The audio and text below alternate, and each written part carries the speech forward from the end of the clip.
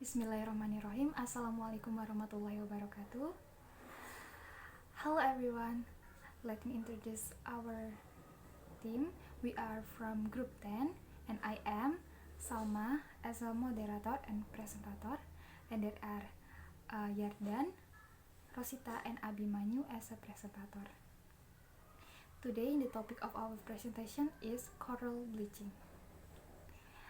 Do you know guys what the difference between picture on your right and left? Before we explain about this picture, I would like to give one short video about coral bleaching. This video we get from WWF Australia YouTube channel.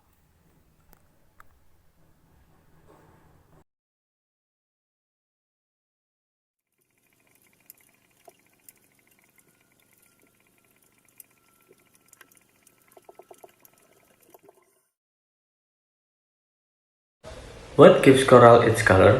We can see the picture. Coral is colorful.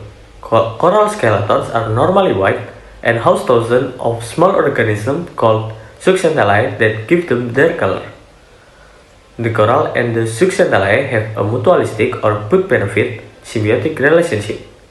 The coral polyps benefit from the waste product of the zooxanthellae photosynthesis, and the zooxanthellae grow from the carbon dioxide waste the coral product.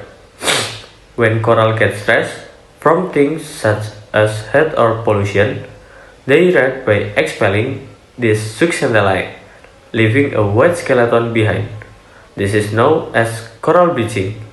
Some corals can feed themselves, but without the zooxanthellae, most corals dip.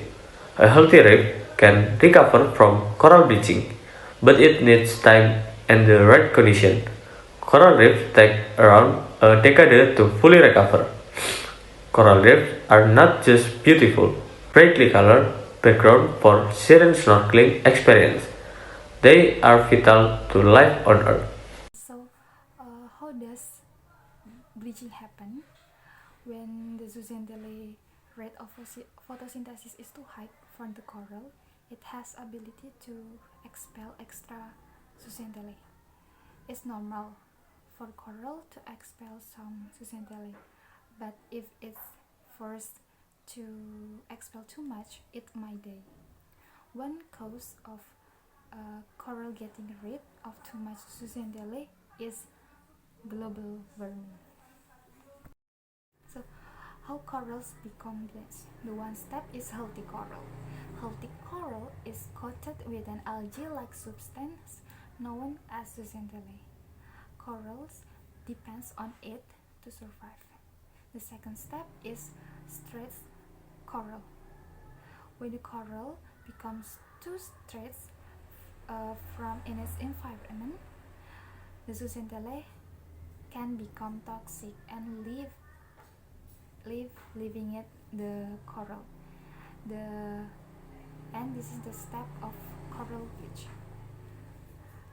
Once of the zooxanthellae has left, the coral turns white, leaving it vulnerable to starvation, disease, and death. And this is the last step of coral life, dead corals. If the water condition don't improve, bleached coral will become black and unable to recover. Why it is bad?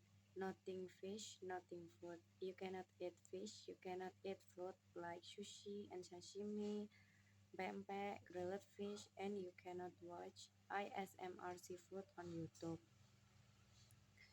Many species suffer population losses, some even experiencing total extinction, though tragic. Such event rarely cause as large a global uprising as coral bleaching has over the last few decades. Coral is a fundamental species in the ecosystem of our ocean. Many aquatic species depend upon coral for protection, shelter, and protection from predators. Coral reefs are home to thousands of different of fish, and without coral reef, these fish would have no home. Without the fish, many larger animals would have no food. Without these species, we would have no SeaWorld. If coral population were to drastically decrease or vanish, a domino effect would take place. Prey would lose their shelter from coral, resulting in population decline due to increased predation. With the two statements above we can find out vehicles such as a car and motorbikes burn fossil fuels like petrol and diesel. By working more and driving less, you can minimize your daily emission and keep sea temperature coral friendly. By working saving this energy, we can reduce the occurrence of global warming. We can also energy efficient like bulbs emit less greenhouse gases than standard bulbs, sinking your carbon footprint and helping prevent global warming. When you recycle items instead of throwing them away, your waste is kept out of land, reducing carbon emission and lowering your contribution to global warming. Less global warming means less coral bleaching. Okay, ladies and gentlemen, that's it our presentation today.